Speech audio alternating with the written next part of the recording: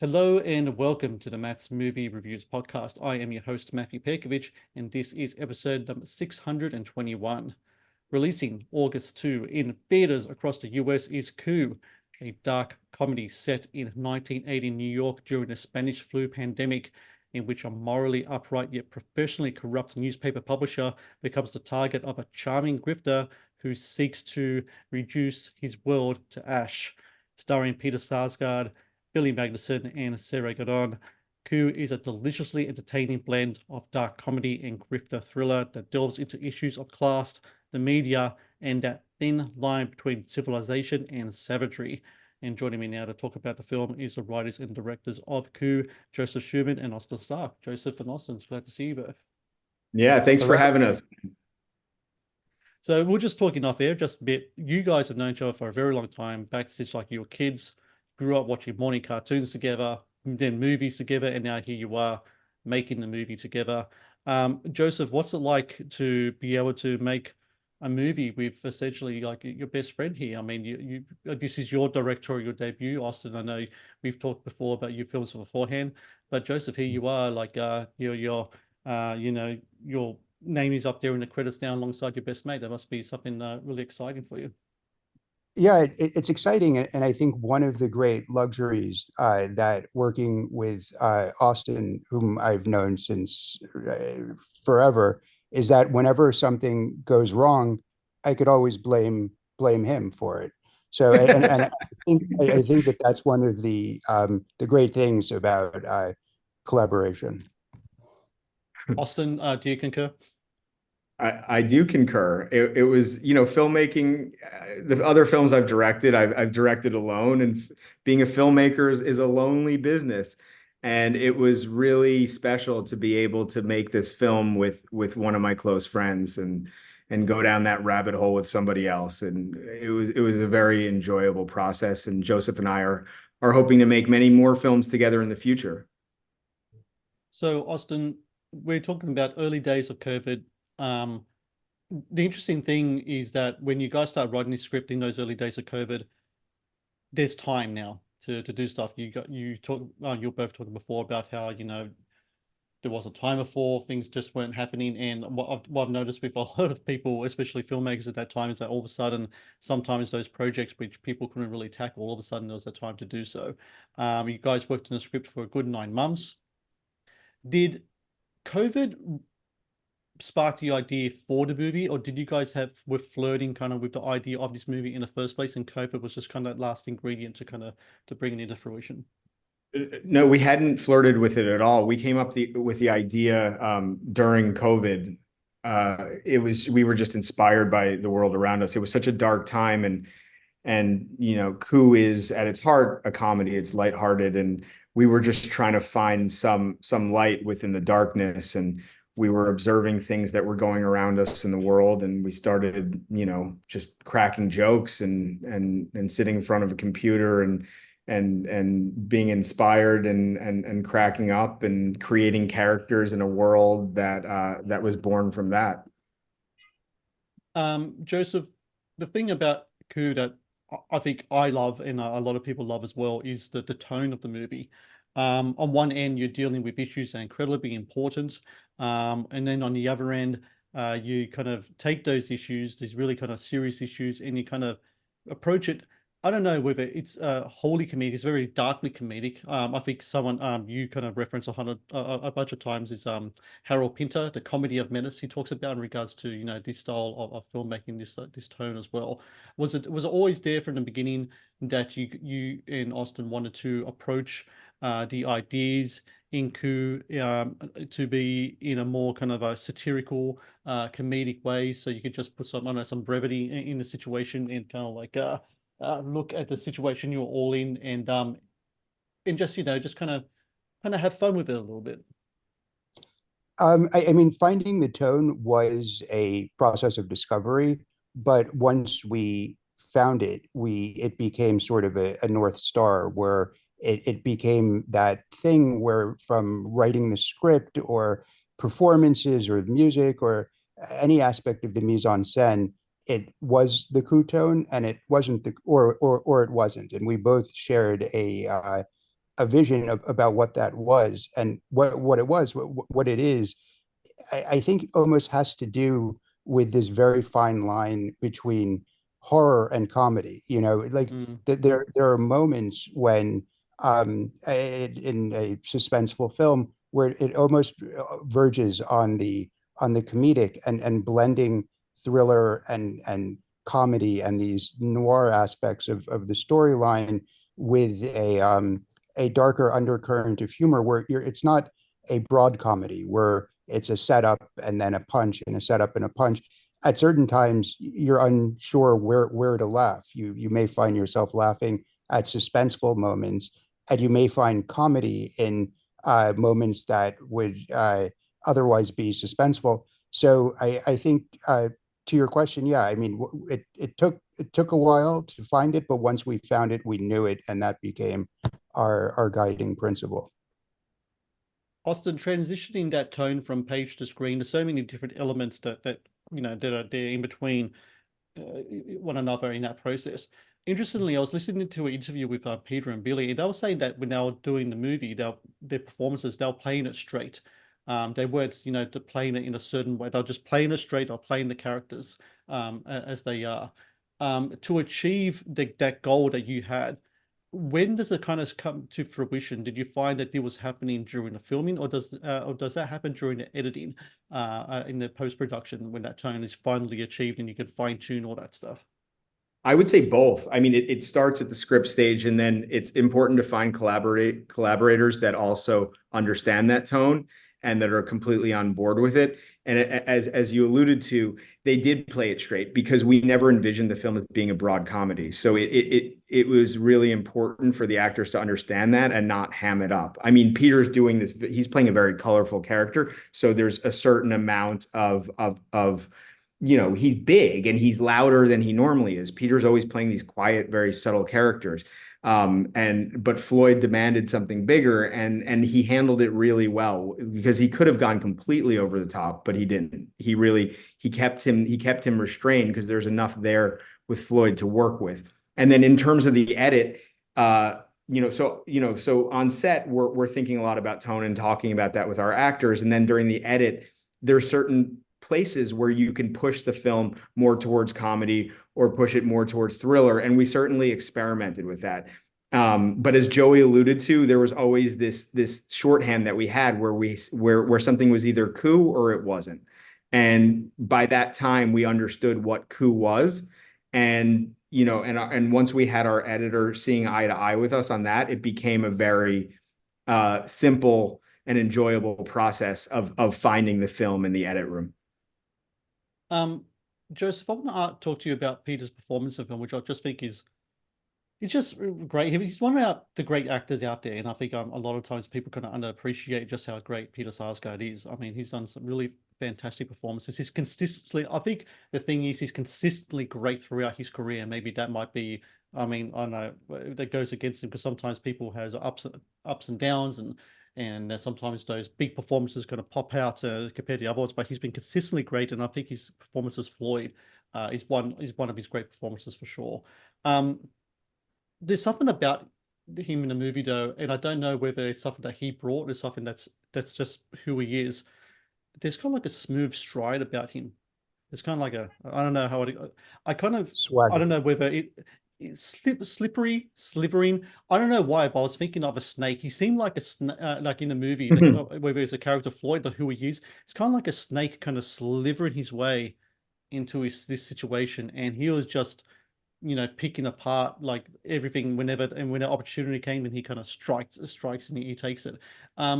Is that just something who he is as a person in his body movement? Is that just who he is, or is that something he kind of does for the performance, that kind of like that Yeah, I mean, that smoothness? I definitely wouldn't call Peter as a slippery snake, but No, I'm just talking about the I know physicality that The character. I know what you mean.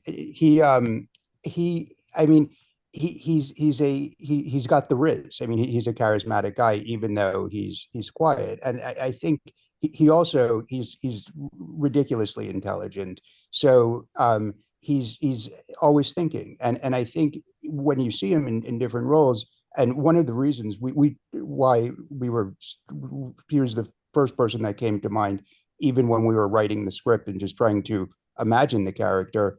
He has this cerebral intensity where the gears in his mind always seem like they're turning. It's because he's a very smart, and he's thinking. In when you combine those two elements in this particular role, just given the circumstances around the role, you begin to wonder about the motivations and intentions of Floyd, which is one of the guiding mysteries and through lines of the story.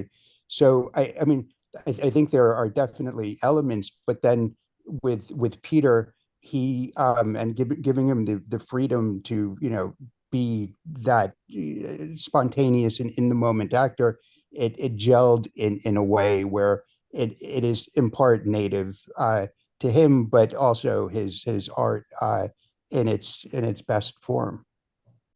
The Matt's Movie Reviews podcast is brought to you by TeePublic. TeePublic is the world's largest marketplace for independent creators to sell their work on the highest quality merchandise. With over 1.2 million designs, TeePublic is sure to have something you love. In Austin, sticking with Peter, wardrobe seems to be something that was incredibly important with him. I heard in an interview he was talking about how he goes to costume and he's trying out these different kind of looks and all these kind of things. And what we have is kind of like we have the hat, we have the mustache, the rings, the earring, all that kind of stuff. How much of that is just him kind of experimenting with a look and finding his character? Is any of that stuff description wise of what the character looks like, how he dresses, is that in the script whatsoever?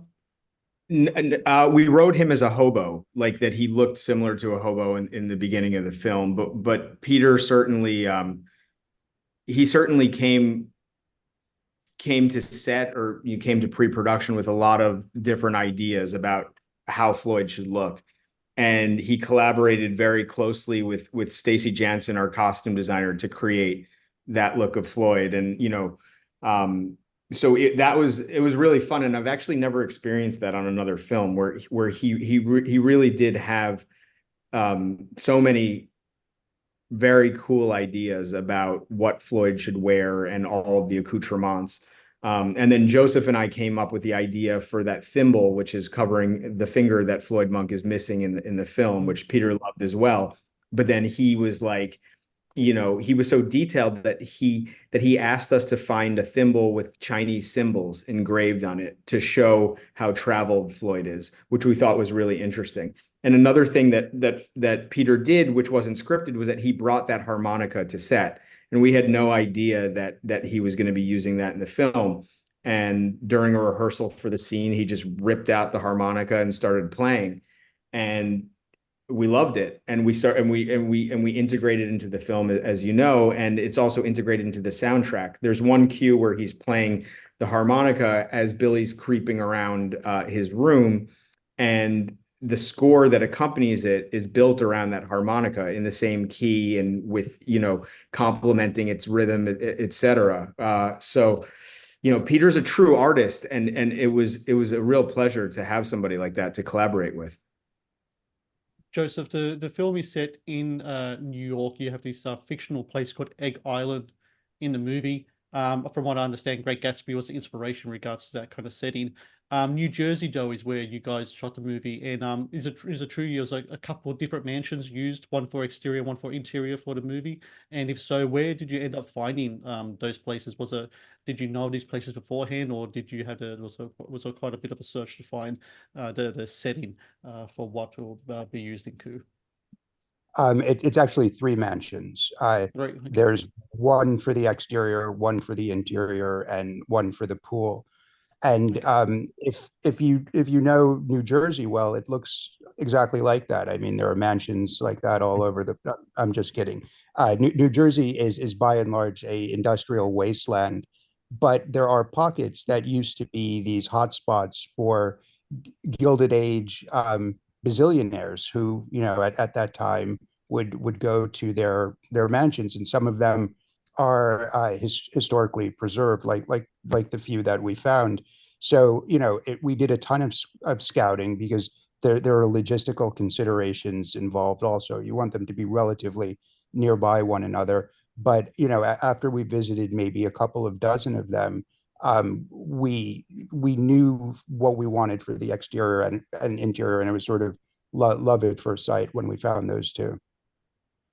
Um, Austin, when it comes to the title of the film, the themes of a kind of like a revolution is something that's very prominent in the movie. And you have these two different characters who approach it in different ways. You have Jay, you got Billy plays that character.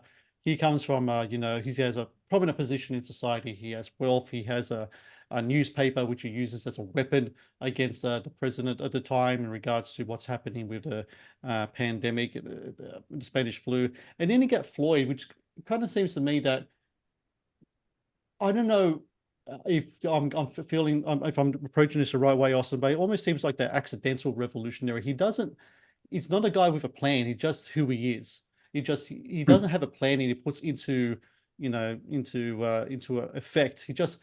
He's just who he is as a person, kind of like changes the environment around him. What's the old saying? It's like I don't want my I don't want to be a product of my environment. I want my environment to be a product of me. That really kind of reminds me of where Floyd's coming from. Am I coming No, into the that's right direction when it completely comes to that?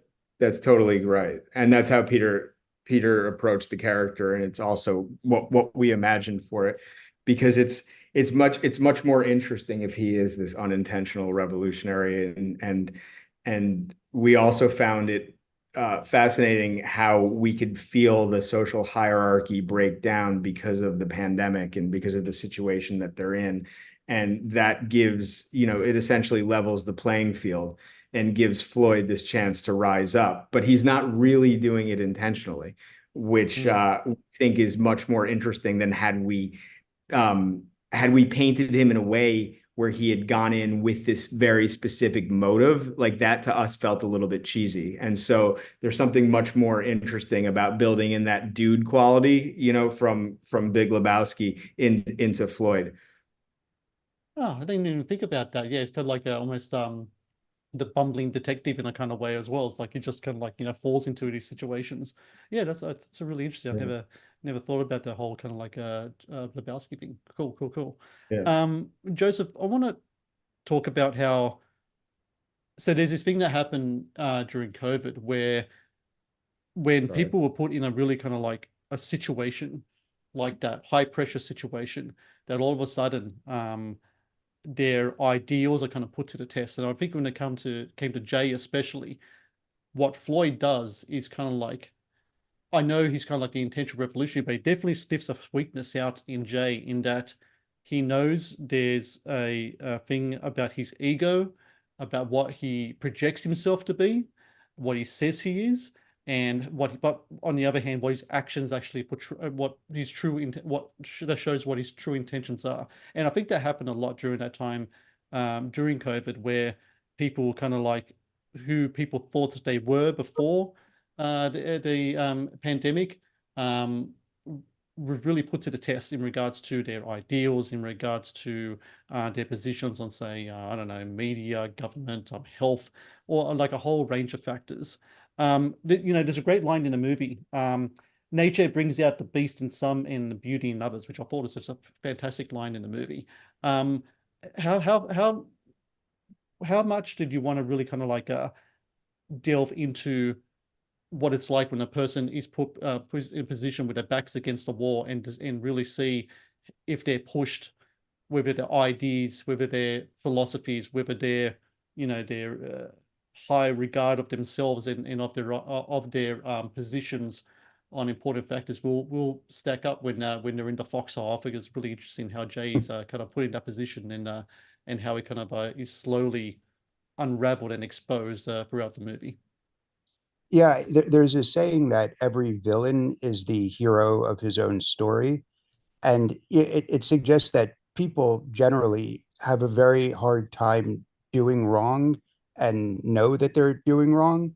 I mean, I would say even a Hitler thinks he has the right idea in his own mind. I mean, he'll come up with all sorts of mechanisms. And in the case of Jay, even though it becomes gradually apparent to those around him, I think if we were to listen to the inner dialogue of his soul, he believes that the ends justify the means Mm. of what he's doing. I mean, he's deeply convicted and has these values that almost possess him. So if he thinks he's so in the right, almost any means justify those ends. And I think when he starts confronting his own hypocrisy, when it becomes uh, apparent to him, the cognitive dissonance almost becomes too overwhelming to accept, and it causes his psychological unraveling in many ways. The Matt's Movie Reviews podcast is brought to you by Amazon Prime Video. One of the best on-demand streaming services available, Amazon Prime Video features exclusive Amazon originals as well as popular movies and TV shows. Watch Amazon Prime Video anytime, anywhere. Austin, it's really interesting how the movie is set in 1918, and over 100 years later, we went through our own pandemic, and yet all the advances that we have. I mean, before you came on our chat, Joseph and I were just talking about Zoom and technology and all this stuff that kind of came out from COVID and such. Even though 100 years have passed in between these two really large pandemics, when it comes down to it, no matter how many advances there are in technology, no matter whatever progresses there have been in regards to societal norms or what have you, when it comes down to brass tacks, we deal with the same things, life and death, and everything else in between, that really come to the fore when pressed in these situations. And when you think about it, has much changed at all in regards to who we are as human beings when it comes down to just our survival as an individual and as a species? No, certainly not. And that's one of the things we found fascinating. I remember when one of us originally, we were, for probably the first month when we were concepting this, it was set in the present day. And one of us read an article about the similarities between COVID and the Spanish flu.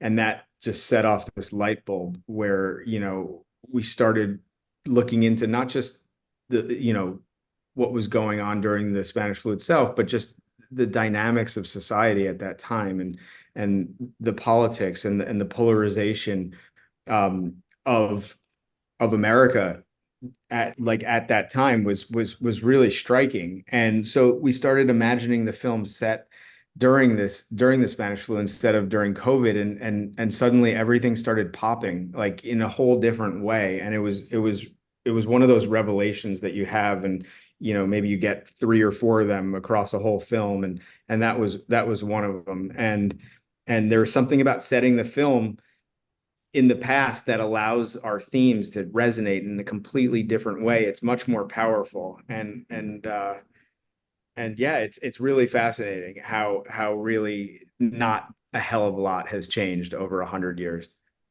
aside Well, from I the think, technical. yeah, exactly right. And I think for me, it just goes to show just how fantastic a movie we have here in Coup, is that on one end you're delving into really fantastic ideas and asking really probing questions, but on the other hand, it's an incredibly entertaining movie as well. This movie flows so well, and its beats are just right there, and the performances are fantastic, and I love the setting. I love the choice of the locations and everything else. I think it's a great job that both you've both done here. And for everyone listening, August 2nd in theaters. Go watch Yeah, this in theaters. We need 250 theaters on Friday. Crazy. it, So it, Enjoy and I tell best you in the what, theater too, with an yes, audience. exactly You'll right. like it You much need more to on the watch big it. screen with You people. need to watch it in a cinema because the photography is fantastic, performances are fantastic, the score, it all comes together. But it needs to be seen in a theater because number one, it's a great film, and number two, we need more films like this to be made. There's just, and I urge people all the time, go watch your movies in the theater, because I think this is a movie, and I think this is a movie that, I mean, I don't know, you guys can tell me yourself, like when you've played this at like festivals and screenings, and I know you had the Venice Film Festival was a big premiere for this one. That if it was anything like I had when I was watching it, I was just you know, just incredibly just absorbed in it all and laughing in the right moments and everything else. I thought it was it's oddly enough, considering the tone of the movie, not tone, the subject matter of the movie.